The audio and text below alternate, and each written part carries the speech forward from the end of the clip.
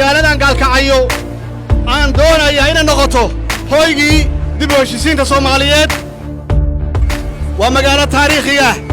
hal magaalo ahayd oo dadkeedu ay walaalo yihiin waana ku soo celinaa insha Allah magaaladan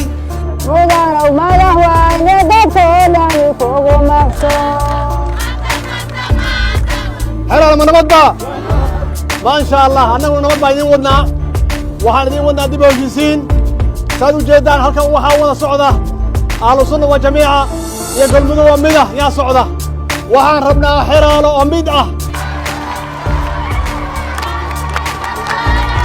دالين يرو إذن كان كرو وح الله وحي لذكو كلا قيبين أيو هيالينا